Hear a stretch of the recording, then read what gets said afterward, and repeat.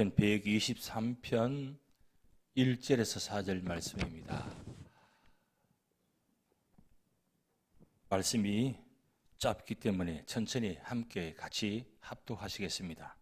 시편 123편 1절에서 4절 말씀. 하늘에 계신 주여, 내가 눈을 들어 주께 향하나이다.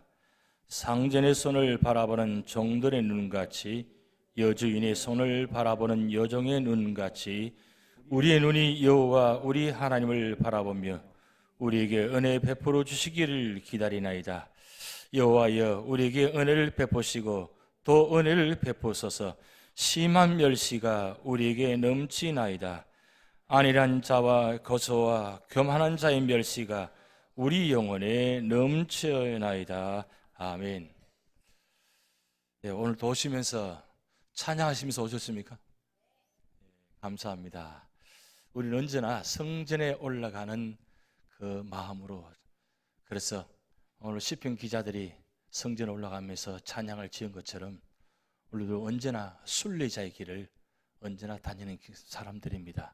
그러게 힘들고 어려워도 언제나 찬양하며 또 말씀 생활하며 무엇보다도 성전에 계신 하나님을 만날 수 있다는, 또 만난다는 그 믿음을 가지고 나오실 때에 우리 마음이 기쁨인 줄 믿습니다. 우리 저 멀리 be는 나의 시온성 오 거룩한 곳 아버지 집 함께 찬양했으면 좋겠습니다. 매주마다 우리 성전에 올라가는 마음으로 저 멀리 be는 나의 시온성, 성전 생각만 해도 너무 감사한데, 여러분 성전에 올라올 때마다 이 지상에 있는 성전만 바라보지 마시고 천상에 있는 그 하늘 세 보좌를 바라보시면서 그런 마음으로 찬양 드리시기 바랍니다. 저 멀리 be는 나의 시온성 찬양합니다.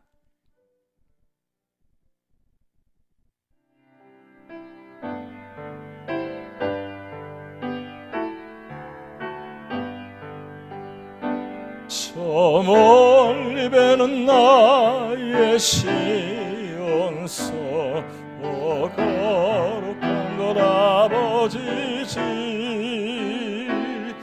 내 사모하는 집에 가고자 한밤을 새웠네. 저 망망한 바다 위에 이 몸이 상할지라도 오늘은 이곳 내일은 저곳 주 복음 전날이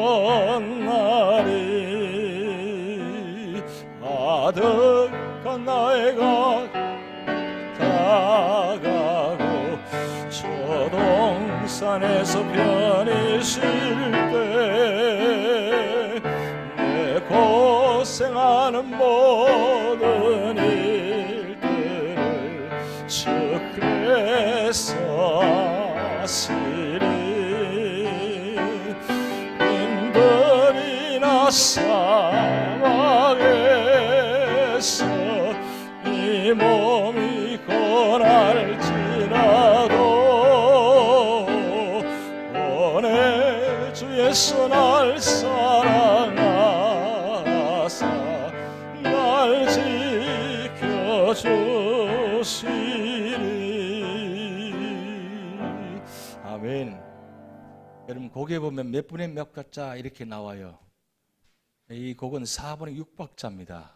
4분의 6박자면 한마디 안에 두 박자가 쿵짝짝 쿵짝짝 이렇게 불러야 곡이 맛이 나는 겁니다. 오 내 주 예수 날 사랑하사 이렇게 불러야 곡이 더 멋있어지고 더 기쁨이 있고 즐거움 있는 거예요. 척 쳐져가지고 부르지 마시고 장성옥처럼 부르지 마시고, 여러분 성경에 나타낸 모든 말씀과 찬양의 모든 말씀은 장성곡이 아닙니다. 천국송입니다. 그러니까 기쁨으로 찬양하셔야 돼요. 특별히 성전에 올라가실 때 이런 순례자의 노래들은 그런 마음으로 부르셔야 곡이 완전히 달라지고 내 기분도 달라집니다. 그래서 4분의 6박자곡은 쿵작작 쿵작작 이렇게 부른다 생각하시고 다음 주 그렇게 불렀으면 좋겠어요. 4번의 3박자 있고 4번의 4박자 있고 박자가 숫자가 있습니다. 그 한마디 안에. 그럴 때 만약에 4번의 3박자 같으면 한마디 안에 쿵 하시면 되고, 그 다음 4번의 4박자는 강약, 중강약, 강약, 중강약 이렇게 부르시면 곡이 살아나요. 뭐 여러분이 많이 있지만 그래도 곡을 볼 때 그렇게 부르시면 훨씬 더 의미 있게 들려집니다. 왜 제가 말씀드리냐면 이 시편 120편부터 134편까지 이 15편의 시편이 성전에 올라간 노래잖아요. 그러면 이 성전에 올라가는 노래들이 그냥 지어진 것이 아니라 저 멀리 벗어 성전을 사모하는 마음으로 그렇게 먼 거리를 오고 있잖아요. 점점 다가와지고 있고 저 성전 예루살렘 성이 바라보입니다. 그럴 때에 이 성전을 바라보는 순례자들이 마음이 어떻겠어요? 가슴 두근두근 하잖아요. 오늘 또 하나님 만나는 자리에, 그것도 1년에 3번 정도만 절기 때에 모이는 자리니까 얼마나 귀한 자리겠어요. 우리는 매주마다 수요일마다 새벽마다 나오니까 이런 어떤 성전에 올라가는 그 뜨거운 감정이 있을 줄 믿습니다. 그런 마음으로 성전은 건물에 들어오는 것이 아니고 하나님 뵈러 나오는 곳입니다. 사람 보러 나오는 것이 아니고 하나님 뵈러 나오는 거예요. 그런 마음을 가지고 성전은 살아계신 하나님께서 이 시간 우리를 만나주신다.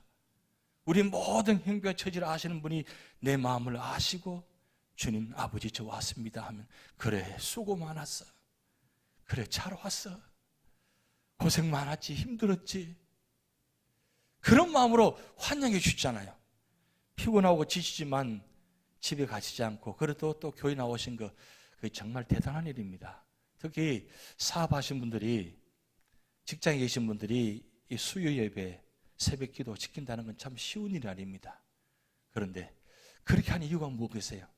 그거 아니면 내가 살아갈 길이 없으니까. 거기에 힘을 얻지 못하면 하루도 살지 못하기에 그래도 목숨을 걸고 피곤하지만 와서 조는 한이 있더라도 힘들더라도 와서 예배 드리는 이유가 무엇입니까? 또 우리는 잘 아죠. 여호와께서 사랑하는 자에게 점을 주시는도다. 그래서 조시더라도 주무시더라도 교회 와서 주무시라는 거예요. 눈을 뜨면 뭐요? 그 자리가 천국이 되는 자리. 그렇게 될 줄 믿습니다. 오늘 시편 123편 바로 그 모습입니다. 그런데 오늘 시편 기자 123편 시편 기자가 무엇인가 모르게 정확히 기록되지 않았습니다. 굉장히 많은 어떤 어려움을 당하는 가운데 있었던 것 같습니다. 성전에 온다는 것은 쉬운 일이 아니거든요. 저 멀리 있었던 뭘 떠나서 그 먼 길을 달려오는데 그 오는 길에 그냥 평탄한 길로 오겠어요? 주위에서 여러 가지 이유들이 많을 겁니다. 조사하고 멸시할 것입니다. 뭐 혼자만 그 하나님 믿는 척 하느냐고, 때로는 비난도 할 것이고 여러 가지 모양들이 있을 것입니다. 그런데 이 시편 기자는 그럼에도 불구하고 오늘 1절 말씀 보면 이렇게 기록됩니다. 하늘에 계신 주여 내가 눈을 들어 주께 향하나이다. 하늘에 계신 주여. 자 보세요. 성전에 출입하는 주의 성도들이 이 모습이 중요합니다. 하늘에 계신 주여. 여러분 예수님께서 주기도문을 우리 가르쳐 주실 때 어떻게 시작합니까? 하늘에 계신 아버지여 이름이 거룩히 여김을 받으시오며. 하늘에 계신이라고 했어요. 여기 하늘이라는 단어가 두 가지 의미가 있습니다. 일반적으로 보여지는 하늘 스카이가 있고 그 뛰어넘어서 헤븐이라는 천국이라는 단어가 있습니다.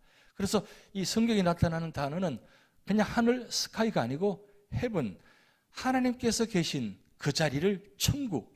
그래서 하늘에 계신 하면 누가 계신다고요? 하나님 아버지가 계신 거. 그것을 지금 예루살렘 성전을 바라보면서 뭘 바라보느냐? 천상에 계신 하나님을 바라보고 있다는 거예요. 놀라운 믿음의 눈입니다. 굉장히 놀라운 믿음의 눈이에요. 우리가 이 믿음의 눈이 필요합니다. 왜 우리가 믿음의 눈이 필요하냐면 믿음은 바라는 것들의 실상이요 보지 못하는 것들의 증거라 그랬습니다.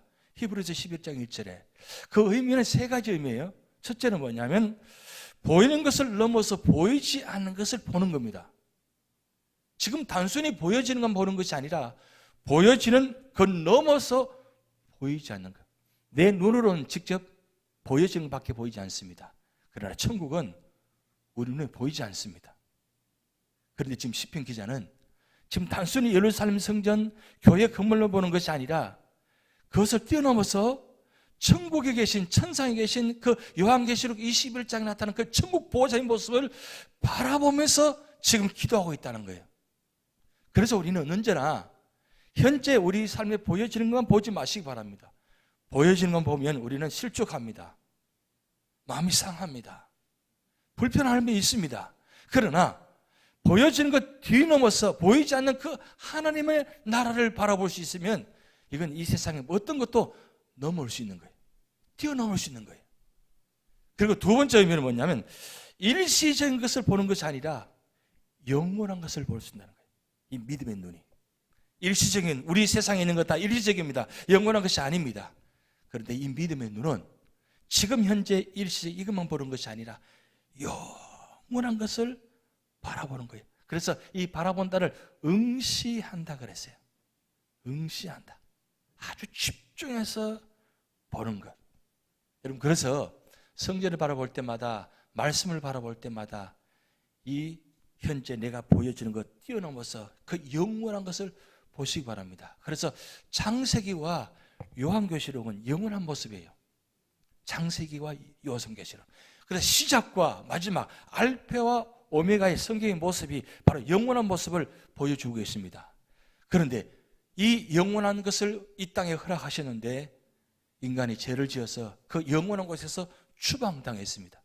추방당해서 일시적인 사람, 유한적인 삶으로 바뀌어버렸어요. 그런데 예수 그리스도를 말미암아 일시적이고 유한적인 우리의 삶이 예수 그리스도를 통해서 우리에게 영원한 것을 허락하셨어요. 그래서 우리는 단순히 이 세상만 바라보고 사는 존재가 아니고 영원한 것을 바라보는 존재예요. 차원이 틀려요. 세상 사람들하고는 차원이 다릅니다. 1차원적인 삶이라면 우리는 3차원적인 삶을 삽니다. 근데 우리는 1차원적인 삶의 모습은 예수 믿기 전의 모습이었어요. 근데 예수 믿고 난 후에 우리 삶은 2차원적인 삶으로 올라가 있습니다. 그래서 우리는 언제나 2차원적인 삶에서 1차원적인 삶으로 돌아가면 안 돼요. 어디로 가야 돼요? 3차원적인 천국을 바라보고 살아가야 돼요. 우리는 왜? 목표가 거기니까. 그래서 우리는 믿음의 눈이 일시적인 앞에 나타나는 현상만 보고 실족하지 말라는 거예요. 그것 때문에 내 신앙에 훼손되지 말라는 거예요. 왜냐하면 이게 전부가 아니기 때문입니다. 영원한 것에 비하면 지금은 아주 아무것도 아니에요. 지금 우리의 삶이 성경에 말씀하신 70년, 80년 그게 축복이라고 하죠. 요즘 백수시대니까. 병연이라고 하다 할지라도 영원한 것에 비하면 아무것도 아니죠. 한 점에 불과합니다. 그런데 우리는 이 일시적인 삶을 사는 것이 아니라 영원한 삶을 살기 때문에 언제나 하늘에 계신 주여라고 기도할 수 있어야 돼요. 그리고 세 번째로는 우리는 내가 갖고 있는 이 육적인 것, 이 겉으로 드러난 육적인 것만 가지고 사는 존재가 아니고 영적인 것을 보고자 애쓰는 성도가 되셔야 돼요. 그래서 하나님은 우리 육신 속에 영을 주셨습니다. 이 영을 왜 주시느냐? 하나님을 가까이 하도록, 하나님을 알도록. 이 육신의 몸은 하나님을 알 수가 없습니다. 그런데 영이 우리 속에 존재하기 때문에 영이신 하나님을 바라보시는 거예요. 그런데 놀라운 사실은 성령께서 예수님께 올라가신 후에 성령께서 오시는데 성령께서 어디 계시느냐? 우리 속에 영과 함께 계시는 거예요. 그래서 우리는 날마다 이 성령 은혜를 통해서 성령 충만을 통해서 우리는 찬양하며 말씀을 가지고 살아갈 수 있는 존재입니다. 그렇기 때문에 이 일시적인 육신만 바라보지 마시고 영원한 영적인 눈을 바라보며 사는 성도가 진정한 믿음의 성도라는 거예요. 여러분, 세 가지 기억하시겠습니까? 세 가지. 보이는 것보다 보이지 않는 것을 우리는 볼 수 있어야 돼요. 그리고요, 일시적인 것보다는 영원한 것을 볼 수 있어야 돼요. 그리고 육적인 것이 아니라 영적인 것을 볼 수 있어야 돼요. 이건 우리가 듣고 지나가면 잊어버리죠. 그래서 적으시면 돼요. 이런 걸 적어 놓으셔야 돼요. 왜냐하면 우리 삶이 언제나 이런 믿음의 삶의 자리가 필요하기 때문입니다. 지금 시편 기자가 하늘에 계신 주여 내가 눈을 주께 향하나이다. 왜 이렇게 이야기합니까? 결국 이 세상에 나타나 있는 이 성전도 사실 하나의 건물에 불과하다는 거죠. 예루살렘 성전 정말 아름답고 귀한 자리입니다. 하나님 임재 자리입니다. 그런데 그것보다 더 중요한 건 예루살렘 성전을 바라보면서 천상에 계신 하나님을 바라보면서 기도하는 것. 그래서 우리는 언제나 눈을 들어서 주님을 향하셔야 돼요. 그래야 시험 들지 않고 실족하지 않고 믿음으로 승리할 수 있습니다. 그런데 이렇게 바라보고 소망하는 자에 주시는 은혜가 뭐냐면 우리에게 눈을 열어주신다는 거예요. 눈을 열어주신다는 거예요. 아무 생각 없이 사랑한 것이 아니라 그런 간절한 마음으로 기도하면서 하나님 내 눈을 열어서 주를 보게 하옵소서. 내 눈을 열어서 천국을 보게 하옵소서. 내 눈을 열어서 하나님을 보게 하옵소서. 여러분 이런 믿음 눈이 필요하잖아요. 여러분 스데반이 돌에 맞기 전에 하나님께서 특별한 은혜 주셔가지고 하늘문을 여셔가지고 천상에 계신 하나님과 주님을 바라보게 하셨어요. 특별히 그 자리 놀라운 자리는 뭐냐면 주님께서 일어서셔서 지금 스데반을 바라보고 있는 장면을 보셨어요.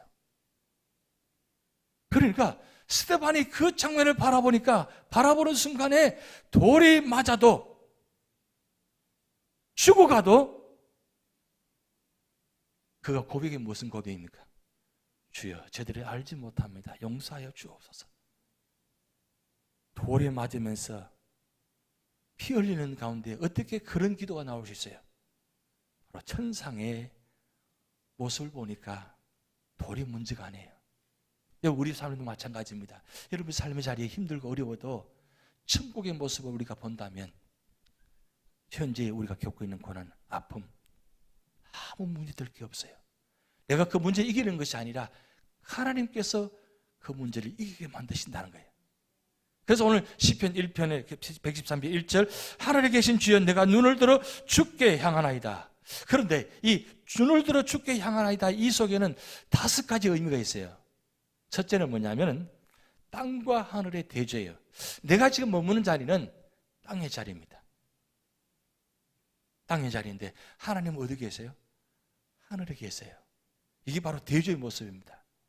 그런데 우리의 삶을 살아가면서 언제나 땅만 바라보고 땅으로만 생각한다면 우리는 지치잖아요. 힘들잖아요. 그런데 하늘에 계신 주여 내가 주를 향하여 나되 이 말씀은 땅의 것을 바라보지 않고 하늘의 것을 바라본다는 그 믿음, 그것이 바로 하늘에 계신 주여 내가 주를 바라봅나이다. 이게 바로 첫 번째 모습이에요. 두 번째는 뭐냐면 겸손한 믿음입니다. 겸손한 믿음. 이 겸손한 믿음은 내가 하늘에 계신 하나님을 바라볼 때 내 자신을 바라보게 되는 거예요. 여러분 내가 어떤 존재인지 내가 어떤 사람인지 여러분 스스로 자신을 잘 알 수 있나요?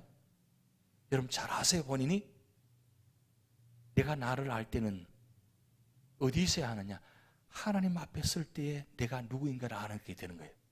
여러분 그래서 초대교회 성도들은 언제나 꼬람되어 하나님 앞에서 언제나 하나님 앞에서 우리는 사는 존재라는 걸 늘 기억했다는 거죠. 왜요?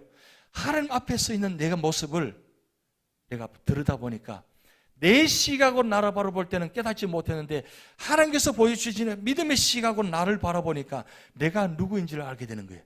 그래서 뭐요? 겸손할 수밖에 없어요. 나 같은 죄인 살리신 주 은혜의 놀라와 이 찬양이 어디서 나오느냐? 내가 나 자신을 할 때 하나님 앞에 설 때 나 같은 죄인 살리신 주 은혜 놀라와 주님의 은혜가 놀랍잖아요. 나 같은 사람을 하나님께서 구원해 주시고 나 같은 사람에게 귀한 직분까지 주셔서 이렇게 살아갈 수 있는 은혜 주시니까 얼마나 감사해요.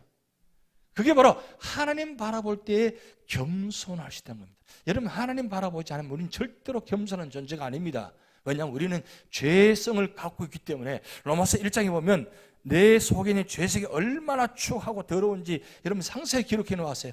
하나님께서 버려두시면 24절, 26절, 28절에 보면 하나님께서 버려두시면 우리 인간의 모습이 어떤 모습인지 아주 정확하게 아주 낱낱이 기록해 놓았어요. 그런 우리 인간의 모습이에요. 하나님께서 버려주시면. 그래서 만약에 내가 살아가면서 나는 아무 어려움 없고 아무 일도 없다, 평안하다, 내가 뭔가 하나님 앞에 바로 서지 못했는데도 평안하다, 주일 성수하지 않고도 예배 드리지 않고도 기도하지 않고도 편안하다, 할렐루야 감사합니다. 아닙니다. 하나님께서 버려두신 것과 마찬가지입니다. 그런데 뭐 조금만 잘못해도, 조금만 믿음성을 벗어나도 갑자기 어떤 고난들이 다가옵니다. 이거로 하나님께서 우리를 간섭하고 계신다는 뜻이에요. 버려두시는 것이 아니라 간섭하고 계신다는 거예요. 여러분, 사랑의 반대말이 미움이 아니고 무관심입니다. 이 무관심은 무서운 거예요. 얼마나 무서운지 아시죠? 찬바람이 생생 부는 뒷모습만 봐도 그런 삶의 모습이잖아요. 그런데 하나님 앞에 서게 되니까 내가 누구인가를 깨닫게 되는 거예요. 겸손할 수밖에 없습니다. 그래서 내가 눈을 들어 주님을 향한다, 이 말씀은 나는 겸손합니다. 나는 부족한 사람입니다. 이 겸손한 것은 내가 겸손해지고 겸손해지는 것이 아니라 내가 하나님을 설 때에 내 모습이 심령이 가난한 자는 복이 있나니, 예수님께서 첫 복의 말씀을 심령이 가난한 자는 어떤 가난한 자냐? 그래서 물질이 가난한 게 아니라 하나님 앞에 섰을 때 내가 완전히 낮아지는 그 상태를 심령이 가난한 자라고 합니다. 그 사람이 뭐요? 복이 있다고 그랬어요. 그 복이 무슨 복이에요? 천국을 보시는 거예요. 천국이 저의 것임이라. 오늘 시편 기자가 바로 이 모습입니다. 그리고 세 번째는 순종하는 마음입니다. 왜 순종하느냐? 내 방법대로 내 뜻대로 살아왔습니다. 근데 하나님 앞에 서게 되고 하나님 만나게 되니까 그 하나님의 의미하심과 두려움과 놀라우심, 전능하심을 바라보게 되니까 하나님 말씀을, 무슨 말씀인데 순종할 수밖에 없어요. 하나님 말씀은 아멘이 되어지는 거예요. 아멘, 아멘, 아멘. 여러분, 우리는 언제 삶의 자리에 이 아멘이 필요합니다. 아멘의 뜻은 과거에도 현재도 미래에도 그대로 될 줄 믿습니다. 그게 아멘 뜻이잖아요. 그게 아멘. 여러분, 아멘 함부로 하시면 안 돼요. 책임지셔야 돼요. 그게 아멘이 그만큼 소중한 겁니다. 이 아멘이 얼마나 중요한지 몰라요. 그게 바로 아멘 한다는 뜻은 순종한다는 뜻입니다. 무슨 말씀이든지 내가 그대로 하겠습니다. 그게 아멘의 뜻이에요. 그리고 네 번째는 궁극적인 소망입니다. 시편 기자가 왜 주를 향하여 하냐? 결국은 하나님 밖에 외에는 이 문제를 해결할 사람이 없기 때문입니다. 궁극적인 소망은 하나님께 있다는 거예요. 내 소망은 하나님께 있습니다. 그래서 시편 기자는 항상 주를 소망합니다. 여러분, 항상 세상을 소망한 것이 아니고 항상 주님을 소망합니다. 그게 바로 궁극적인 소망입니다. 그리고 다섯 번째, 내가 주를 향하는 뜻은 하나님을 전적으로 신뢰한다는 뜻입니다. 왜요? 하나님이 나의 보호자가 되시고 인도자가 되시고 구원자가 되시기 때문입니다. 그래서 여러분, 시편 18편 1절 2절에 1절은 나의 힘이 되신 여호와여 내가 주를 사랑하나이다 하고 난 후에 2절에 다윗이 8가지 내가 만난 하나님을 고백해 놓았어요. 하나님은 한 가지 모습만 우리를 인도하신 것이 아니라 8가지 모습으로 우리를 인도하십니다. 그리고 사도 바울은 로마서 8장에 31절부터 39절까지 말씀 보면 17가지 장애물이 있어요. 17가지 장애물인데 그 17가지 장애물 가운데 하나님은 우리를 그리스도 사랑해서 누구도 끊을 수 없다 하고 우리는 넉넉히 이기리라. 나는 이길 수 없지만 하나님이 내 안에 계시고 나와 함께 하시면 이 세상 속에 나는 넉넉히 이기리라. 그게 바로 믿음의 고백입니다. 지금 시편 기자가 주를 향하는 모습이 왜 그렇게 하느냐? 결국 하나님만이 나의 전적인 신뢰자가 되기 때문입니다. 그런 마음으로 지금 시편 기자가 1절을 고백합니다. 그런데 오늘 2절 말씀 보면 2절 우리 같이 한번 읽어봅니다. 상전의 손을 바라보는 종들의 눈같이 여주인의 손을 바라보는 여종의 눈같이 우리 눈이 여호와 우리 하나님을 바라보며 우리에게 은혜 베풀어 주시기를 기다리나이다. 믿음의 사람의 태도입니다. 믿음의 사람 태도. 믿음의 사람의 태도는 어떤 태도냐? 나는 종입니다. 하나님은 주인이시고 나는 종입니다. 보세요.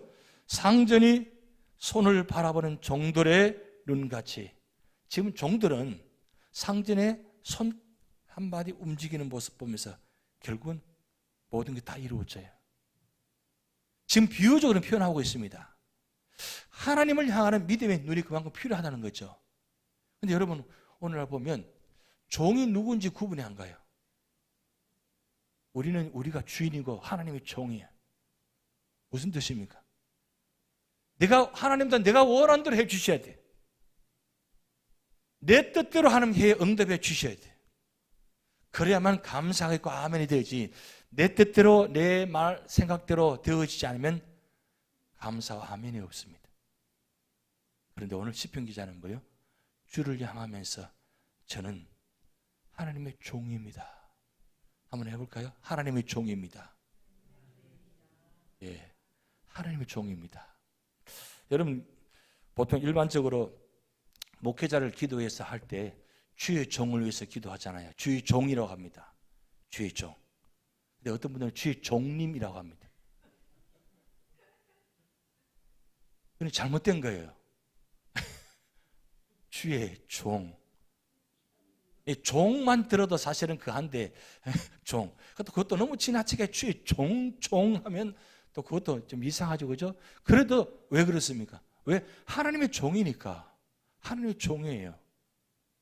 그럼 목회자만 하나님의 종이냐? 우리 모두가 다 하나님의 종이에요. 종은 뭡니까? 종은 자기 생각이 없어요. 주인의 뜻대로 행하는 사람이 종입니다.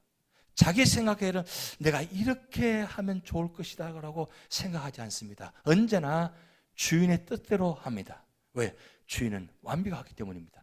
그런데 세상의 주인은 완벽하지 못합니다. 그러다 보니까 종들이 반기를 들죠. 하나님은 완전하신 분이기에 그 하나님의 뜻은 완벽하기 때문에 어떤 상황에도 말씀대로 순종하겠습니다. 나는 종입니다. 여러분, 시편 23편 1절 말씀이 무슨 말씀입니까? 여호와는 나의 목자시니 내가 부족함이 없으리로다. 여호와는 나의 목자시리라는 할 때는 고백하면 나는 양입니다 해야 목자가 나와요. 여호와는 나의 목자라는 말은 내가 양입니다로 고백할 때 진정한 목자가 누구인지 안다는 거죠. 근데 양이 목자를 인정하지 않고 따라가지 않으면 어떻게 돼요? 지팡이와 막대기를 안해 주지 못합니다. 그 사망의 음침한 골짜기에서. 근데 양은 언제나 목자를 따라갑니다. 목자를 따라가니까 시편 23편의 2절부터 푸른 초장 시냇 물가로 우리를 인도하시고 사망은 음침한 골짜기도 해력을 두려워하지 않을 것은 주께서 나와 함께 하심이라. 주의 지팡이와 막대기가 나를 안위하시나이다. 여러분, 양은 목자와 함께 있을 때에 이 지팡이와 막대기로 안위하고 인도해 주십니다. 결국 우리가 하나님 앞에 있을 때마다 나는 종입니다라고 고백해야만 그 진짜 주인 되신 하나님께서 나를 다스려 주시는 거예요.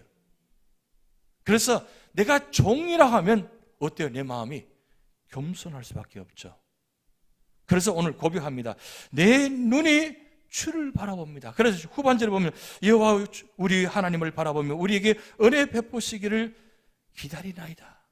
이 바로 종의 모습은, 종은 언제나 은혜를 받아야 돼요. 은혜를 입어야 돼요. 은혜를 받아야만, 은혜를 입어야만 종은 살아갈 수 있습니다. 오늘 우리가 마찬가지입니다. 오늘 우리는 하나님의 종으로서 우리는 그 은혜를 입어야 돼요. 그런데 하나님께서 우리를 종으로 이야기하지 않고 뭐라고 말씀하셨습니까? 하나님의 자녀라 그랬어요. 넌 내 사랑 아들이다, 내 딸이다. 심지어 예수님마저도 로마서 8장 29절에 맏아들이 되셨다 그랬어요.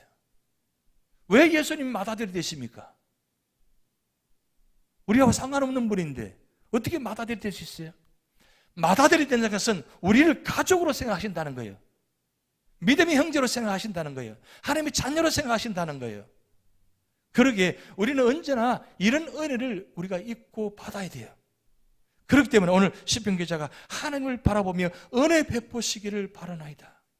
베풀어 주시기를 바라나이다. 여러분, 가장 중요한 게 무엇입니까? 우리는 은혜 받으셔야 돼요. 성경 우리가 단어를 은혜 이야기하는데 이 은혜 뜻이 무엇입니까? 값없이 주시는 선물입니다. 받을 자격 없는 사람에게 주시는 선물이 은혜입니다. 그래서 오늘 시편 기자가 3번 반복해서 이 은혜는 단어가 반복 나옵니다. 그래서 두 번째 우리가 이 시편 기자가 우리가 알 수 있는 것은 믿음의 간구와 소망을 봅니다. 시편 기자가 뭘 지금 간구하고 있습니까?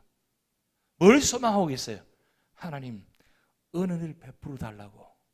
하나님의 은혜가 아니고는 하루도 살아갈 수 없습니다. 그게 고백이 2절 후반절부터 3절 연결되어 있잖아요. 자, 2절부터 다시 한번 읽어볼게요. 상전의 손을 바라보는 종들의 눈같이, 여주인의 손을 바라보는 여종의 눈같이 우리 눈이 여호와 우리 하나님을 바라보며, 그 다음 우리에게 은혜 베풀어 주시기를 기다리나이다. 그 다음 3절, 여호와여 우리에게 은혜를 베푸시고 또 은혜를 베푸소서, 심한 멸시가 우리에게 넘치나이다. 왜 시편 기자가 은혜 주셔야 됩니다, 은혜 주셔야 됩니다, 은혜 주시지 않으면 나는 이길 수 없습니다. 왜 그렇습니까? 4절에 보면 안이라는 자의 조소와 교만한 자의 멸시가 우리 영혼에 넘치나이다. 이 안이라는 뜻은 하나님과 상관없이 살아가는 사람입니다.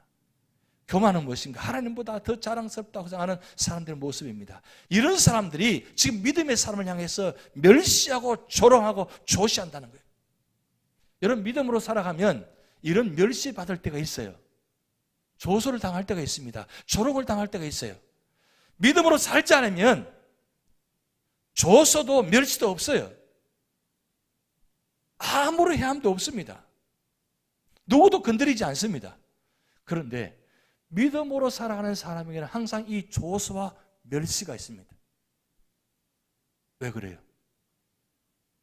사실은 시기하고 질투하는 겁니다. 하나님 믿는 자들을 바라보면서 조소하고 멸시하는 것은 사실은 그 내면 속에 들여다보면 그들도 우리 믿는 사람을 향해서 뭐요? 선망의 대상이 되는 거예요. 믿는 사람 보면서 어떤 그런 모습이 있는 거예요. 그래서 여러분 생각은 놀라운 것은 세상 사람들이 교회만큼은, 자기들은 그렇게 살지 못해도 교회만큼은 라고 생각합니다. 교회만큼은. 요즘 어떻습니까? 교회가 세상보다 만약에 더 타락하게 되진다면 어떻게 되겠어요? 왜 오늘날 교회가 멸시를 당합니까? 교회를. 그만큼 문제가 있다는 뜻이죠. 그러나 그 반면에 세상 사람들이 이 세상을, 교회를 비판한 이유는 그 뒷면에는 교회만이라도 희망이 되는 거예요. 교회만이라도 희망의 존재가 되라는 거예요. 왜요? 스스로 자신이 알거든요. 그런데 지금 시편 기자가 성전을 향해서 올라가는데 이런 조소와 멸시를 당합니다. 그런데 오늘 시편 기자가 그 조소하고 멸시를 당해서 함께 비난하고 비판하고 같이 하는 것이 아니라, 시편 기자는 조소하고 멸시하는 자는 관심이 없어요. 누구에게만 관심이 있느냐? 하나님께만 관심이 있어요. 어떻게 하면 하나님께 은혜 받을까? 왜 그래요? 하나님 은혜를 받아야 이 조소 멸시를 이길 수 있기 때문입니다. 하나님 은혜가 주어지지 않으면 이 세상 속에서 이런 조시와 멸시, 이 모든 상황에서 이겨낼 수가 없어요. 그래서 우리가 어려움을 당할 때마다 우리는 하나님을 바라보는 데는 이거 바로 여기 있습니다. 하나님 바라보는 자에게 주신 은혜. 그래서 오늘 시편 기자는 이 간구와 소망이 주께 있다는 거예요. 오직 주님께만 있다는 거예요. 이게 바로 성전을 향해 달려가는 믿음의 사람들의 모습이어야 됩니다. 그럴 때 하나님은 성전을 바라보고 하나님을 바라보고 믿음으로 살아가는 자에게 주시는 축복입니다. 오늘날 여러분 교회를 바라보시면서 교회 속에는 나타나는 세상적인 모습만 바라보지 마시고, 교회를 그냥 건물로 보지 마시고 교회를 통해서 요한계시록 22장에 나타난 그 천국의 보좌를 바라볼 수 있는 믿음의 눈이 여러분이 있을 줄 믿습니다. 그래야 이 세상 속에서 살아갈 수 있습니다. 그리고 이겨낼 수 있습니다. 그리고 승리할 수 있습니다. 우리의 마지막 자리는 실패 자리가 아니고 승리 자리가 되셔야 돼요. 그래서 예배는 승리 자리입니다. 그래서 우리는 예배에 목숨 거셔야 돼요. 어떻게 할 수만 있으면 예배 자리를 지키셔야 돼요. 왜? 그 예배가 나를 살려주기 때문입니다. 그 예배가 나를 일으켜주기 때문입니다. 쓰러지고 넘어지고 권고하다 할지라도 예배 자리를 통해서 예배를 통해서 은혜 받으면 하나님께서 나를 살려주시거든요. 그런 믿음에, 그래서 우리 몸이 성전이라고 했는데 우리 삶의 자리 어느 곳에 있든지 우리는 늘 예배의 자리가 되셔야 돼요. 내가 머무는 자리가 바로 성전이고 내가 머무는 자리가 바로 예배드리는 자리, 그런 자리가 될 때 하나님은 은혜를 부어주시는 거예요. 그래서 히브리서 말씀 보면 은혜 보호자 앞에 나아간다는 단어가 있어요. 은혜 보호자 앞에 나아간다. 우리는 은혜를 사모하는 마음으로 나오셔야 돼요. 하나님 오늘도 은혜를 부어주시옵소서. 그리고 예배 드릴 때마다, 기도할 때, 말씀 들을 때마다 은혜를 부어주시옵소서. 그리고 세상 속에 살아가면서 이 은혜를 가지고 믿음으로 승리하게 하옵소서. 그렇게 간절한 소망이 있을 때 하나님은 은혜를 부어주십니다. 오늘 시편 기자가 결론적으로는 탄식의 기도로 끝났지만 사실은 탄식으로 끝나는 것이 아니라 이미 그는 승리자로 모습이 있습니다. 왜요? 조소하고 멸시하는 가운데 그들과 함께 있지 않고 지금 어느 자리에 있습니까? 예배 자리에 있잖아요. 성전에 올라가고 있잖아요. 그것 자체가 뭐예요? 승리한 거예요. 그래서 날마다 여러분 승리하시는 여러분 되시기 바랍니다. 우리 찬양하시겠습니다. 주님 다시 오실 때까지 나는